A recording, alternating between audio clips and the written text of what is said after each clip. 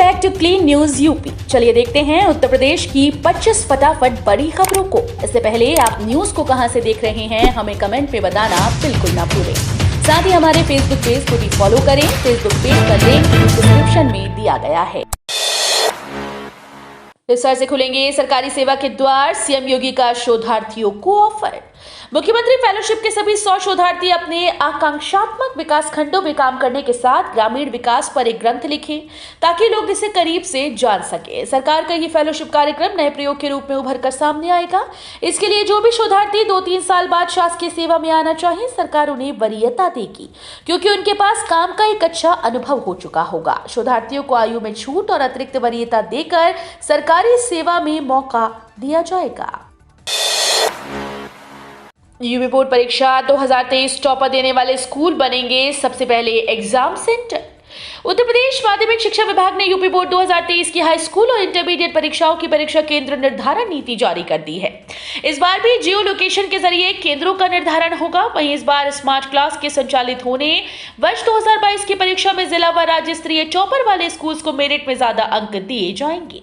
माध्यमिक शिक्षा विभाग के विशेष सचिव वेदपित मिश्र ने आदेश जारी कर दिया है। एक पाली में 125 से कम धारण क्षमता वाले वित्तविहीन स्कूल परीक्षा केंद्र नहीं बनेंगे। गौतम बुद्ध नगर में बनेगा देश का पहला double decker expressway. Noida greater Noida expressway पर लगातार यातायात का दबाव बढ़ रहा है। इससे जाम की स्थिति बनती जा रही है। आने वाले समय में जेवर में नोएडा अंतर्राष्ट्रीय हवाई अड्डा बनने के इस रास्ते यातायात जाम की स्थिति विकराल रूप ले सकती है। लोगों को भविष्य में होने वाली परेशानी से बचाने के लिए नोएडा प्राधिकरण ने काम शुरू कर दिया है। नोएडा ग्रेटर नोएडा एक्सप्रेसवे पर 2000 करोड़ रुपए की लागत से एक नया एलिवेटेड एक्सप्रेसवे बनाए जाने की तैयारी है। ये देश का पहला डबल डेकर एक्सप्रेसवे होगा। बी और बीएससी के विद्यार्थियों के लिए हॉस्टल आवंटित। लखनऊ विश्वविद्यालय ने शैक्षिक सत्र 2022-23 में बीए बीएससी मैथ्स और बीएससी बायोलॉजी प्रथम सेमेस्टर के छात्र छात्राओं को हॉस्टल आवंटित कर दिया। विश्वविद्यालय ने मेरिट के आधार पर हॉस्टल के लिए चयनित विद्यार्थियों की सूची वेबसाइट पर अपलोड कर दी। Chief provost professor Anoop Kumar Singh ने इस संबंध में चयनित विद्यार्थियों की मेल पर विस्तृत निर्देश भेज दिए हैं। रक्षा क्षेत्र के उत्पादों के लिए विदेशों पर निर्भरता होगी कम, जल्द बनेगा GIA-COE। भारतीय प्रौद्योगिकी संस्थान वाराणसी में जल्द ही DRDO उद्योग अकादमी उत्कृष्टता केंद्र की स्थापना होगी। इसके लिए IIT और DRDO के मध्य गुजरात के गांधीनगर में आयोजित डेफ एक्सपो 2022 में समझौता पत्र पर हस्ताक्षर हुआ। संस्थान के निदेशक प्रोफेसर प्रमोद कुमार जैन ने माननीय रक्षा मंत्री श्री राजनाथ सिंह जी, रक्षा मंत्री के वैज्ञानिक सलाहकार डॉक्टर G सतीश रेड्डी की उपस्थिति में DRDO के अध्यक्ष डॉक्टर समीर V कामत के साथ समझौता ज्ञापन का आदान प्रदान किया। ट्रैफिक पुलिस कर्मियों के लोकेशन की होगी ऑनलाइन ट्रैकिंग। वाराणसी शहर में ट्रैफिक व्यवस्था की बेहतरी को लेकर पुलिस आयुक्त सतीश गणेश ने कैंप कार्यालय में ट्रैफिक निरीक्षकों के संग बैठक की। इस दौरान त्योहार को लेकर बाजारों में भीड़ उमड़ी रही।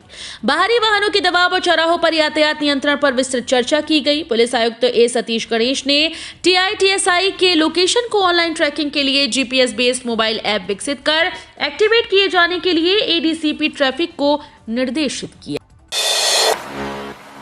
गैर मान्यता प्राप्त मदरसों को लेकर कुछ बड़ा करने की तैयारी में है योगी सरकार। यूपी में अब गैर मान्यता प्राप्त मदरसों को मान्यता देने की तैयारी की जा रही है। हाल ही में प्रदेश सरकार के निर्देश पर राज्य में गैर मान्यता प्राप्त मदरसों का सर्वे करवाया गया। उत्तर प्रदेश मदरसा शिक्षा परिषद के चेयरमैन डॉक्टर इफ्तिखार अहमद जावेद के अनुसार इन गैर मान्यता प्राप्त मदरसों का सर्वे पूरा हो गया है।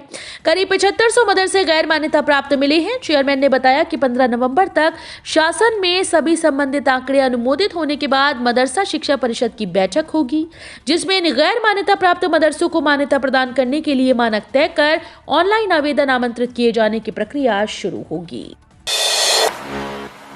शादी के रजिस्ट्रेशन के लिए आधार अनिवार्य होगा।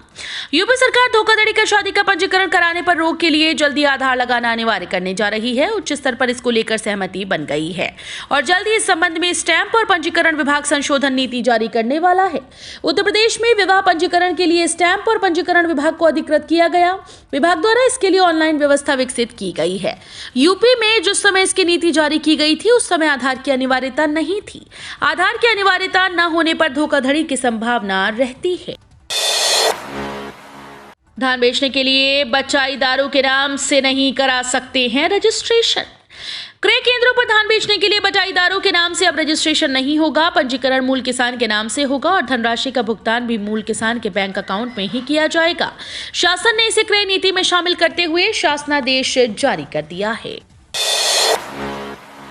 दुल्हन की तरह होगा राम जन्मभूमि परिसर का श्रृंगार। राम मंदिर के भूमि पूजन के बाद प्रधानमंत्री नरेंद्र मोदी का अयोध्या में दूसरी बार आगमन होगा। दीपोत्सव 2022 के मुख्य अतिथि के रूप में आ रहे प्रधानमंत्री मोदी राम जन्मभूमि में विराजमान रामलला का दर्शन करने के साथ उस ऐतिहासिक मंदिर के निर्माण का भी अवलोकन करेंगे, जिसकी बहुप्रतीक्षित आधारशिला उन्होंने रखी थी। प्रधानमंत्री मोदी रामलला के समक्ष दीप प्रज्वलित कर दीपोत्सव का शुभारंभ भी करेंगे। इस अवसर पर राम जन्मभूमि परिसर में 1.25 लाख दीप प्रज्वलित किए जाएंगे। हिंदी में एमबीबीएस की पढ़ाई को लेकर योगी सरकार ने उठाया पहला बड़ा कदम। योगी सरकार ने भी हिंदी में मेडिकल की पढ़ाई शुरू किए जाने की दिशा में कदम बढ़ा दिया है। सीएम के निर्देश पर चिकित्सा शिक्षा विभाग के प्रमुख सचिव आलोक कुमार ने 3 सदस्यीय कमेटी बनाई थी। कमेटी ने विभिन्न पहलुओं का अध्ययन करते हुए हिंदी में एमबीबीएस की पढ़ाई शुरू करने के लिए कुछ सिफारिशें विभाग को दी। इसमें एमबीबीएस के प्रथम वर्ष में मध्य प्रदेश में प्रयोग की जाने वाली किताबों के उपयोग की बात कही गई, जबकि द्वितीय, तृतीय और चतुर्थ वर्ष की किताबें विभिन्न मेडिकल कॉलेजेस के विशेषज्ञ शिक्षकों से तैयार कराने का सुझाव दिया गया है। यूपीआई यूजर्स की बल्ले बल्ले, आरबीआई ने जारी किया नया नियम। आरबीआई ने कहा कि अगर कोई भी कस्टमर 20,000 रुपए का लेन देन करता है या उससे कम का लेन देन करता है तो ऐसे में उस पर किसी प्रकार का अतिरिक्त शुल्क नहीं लिया जाएगा। आरबीआई ने अपने आधिकारिक बयान में कहा कि कस्टमर अगर यूपीआई को अपने क्रेडिट कार्ड से ऐड करता है और उसे किसी प्रकार का लेन देन करता है तो ऐसी स्थिति में उसे कोई भी अतिरिक्त चार्ज देने की जरूरत नहीं है। रेलवे अब इन रूट्स पर चलाएगा स्पेशल ट्रेन। दिवाली पर आसानी से मिलेगी सीट। दीपावली और छठ पर्व पर बिहार और कोटा की ओर जाने वाले यात्रियों को बड़ी राहत मिलेगी। रेलवे कोटा से लखनऊ होकर दानापुर के बीच एक स्पेशल ट्रेन चलाएगा। ये स्पेशल ट्रेन 2 फेरों के लिए संचालित की जाएगी। इस स्पेशल ट्रेन के संचालन से वेटिंग लिस्ट के यात्रियों को बड़ी राहत मिलेगी। इस समय कोटा में पढ़ने वाले छात्रों के लिए लखनऊ सहित कई शहरों की ओर जाना मुश्किल हो रहा है। स्वदेश दर्शन ट्रेन कराएगी दक्षिण भारत के शहरों की यात्रा। गोरखपुर से 14 नवंबर को रवाना होगी। दक्षिण भारत यात्रा करने की इच्छा रखने वाले पूर्वांचल के श्रद्धालुओं के लिए राहत भरी खबर है। Indian railway catering and tourism corporation ने 7 ज्योतिर्लिंग के बाद दक्षिण भारत यात्रा के लिए एक और स्वदेश दर्शन यात्रा ट्रेन चलाने की घोषणा की। ये ट्रेन गोरखपुर से 14 नवंबर को संचालित होगी, जो वाराणसी, प्रयागराज, संगम, लखनऊ, कानपुर, वीरांगना, लक्ष्मीबाई स्टेशन पर रुकते हुए दक्षिण भारत यात्रा के लिए रवाना होगी। बिना नेट बैंकिंग के खाता धारक देख सकेंगे अपने खाते का विवरण। डाक विभाग की ओर से अब खाता धारकों के लिए पासबुक सेवा की शुरुआत कर दी गई। इसके तहत जहां खाता धारक डाकघर के लघु बचत योजनाओं में अपने खाते का बैलेंस जान सकेंगे, वहीं सुकन्या समृद्धि योजना सहित अन्य खातों के मिनी स्टेटमेंट भी ऑनलाइन निःशुल्क प्राप्त कर सकेंगे। ऑफिस जाने वालों को होगा फायदा। गोरखपुर में खुलेगा senior citizen day care centre.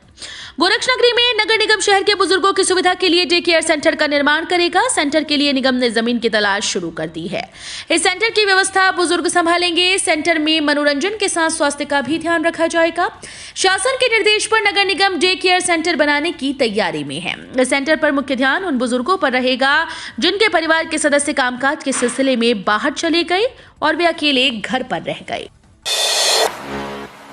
CM योगी का अयोध्या को तोहफा, 66 परियोजनाओं का करेंगे लोकार्पण।